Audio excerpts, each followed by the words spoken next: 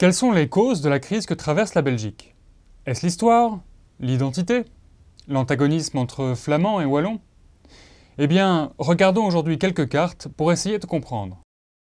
Jusqu'au XIXe siècle, la Belgique est dominée successivement par le strudel à l'est, le churros au sud, le speculoos au nord et le croissant à l'ouest. En 1915, ce territoire est rattaché au spéculoos, mais 15 ans plus tard, le Sud, majoritairement consommateur de gaufres, proclame son indépendance. La gaufre, d'abord symbole d'unité nationale, va devenir un ferment de division. Regardons d'un peu plus près pourquoi.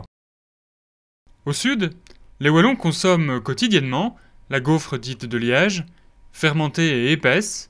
Elle est augmentée de perles de sucre, souvent caramélisée. Au Nord, les Flamands consomment une gaufre plate et fourrée après cuisson.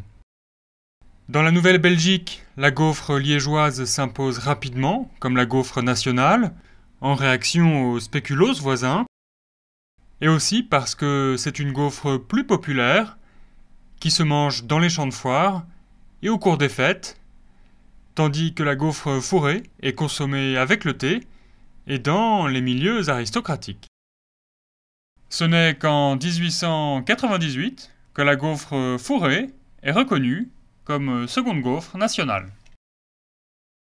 Or, un renversement s'opère à partir des années 1960. Les fermetures d'usines et l'ouverture d'Euro Disney, plus au sud, vont ringardiser la gaufre liégeoise, considérée comme has-been.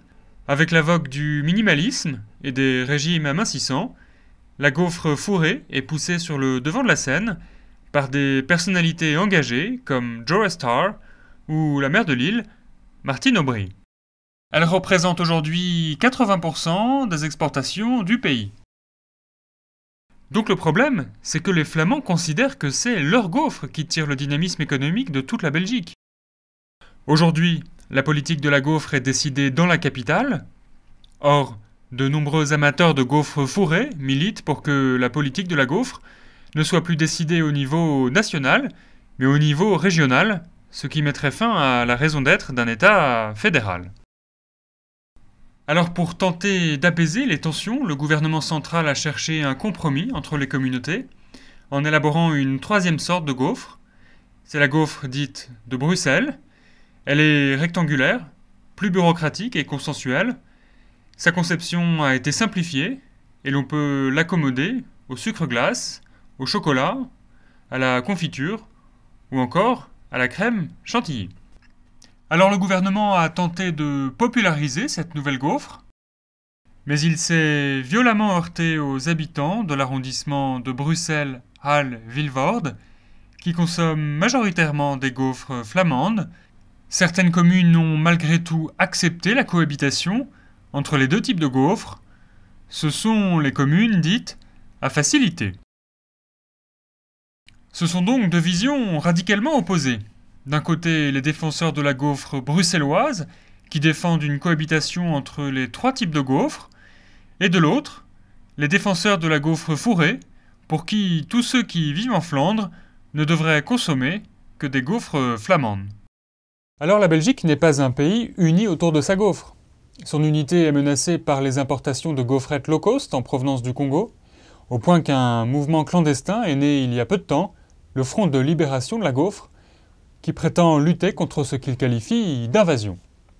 Voilà donc quelques pistes, quelques clés pour suivre ce dossier complexe.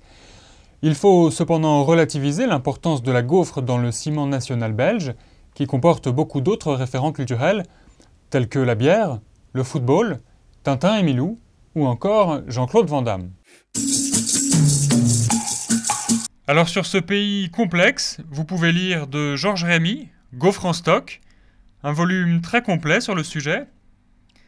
La guerre des gaufres de Julie César, une journaliste belge qui signe une remarquable enquête sur la politique de la gaufre. Et enfin l'Atlas de la gaufre, qui nous a beaucoup aidé pour préparer cette émission.